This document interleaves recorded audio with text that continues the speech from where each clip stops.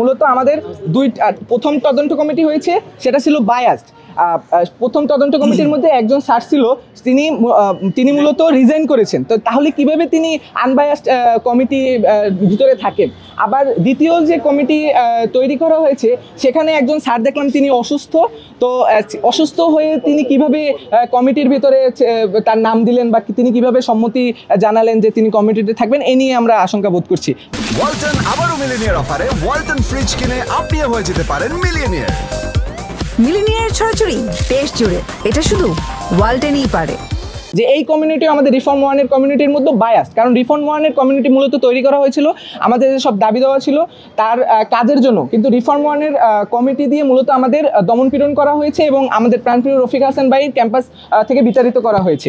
তো আমরা আশঙ্কা করছি রিফর্ম টুতেও তারা সেম কাজ করবে, তারা আমাদের বিতাড়িত করবে, তারা আমাদের দমনপীড়ন করবে।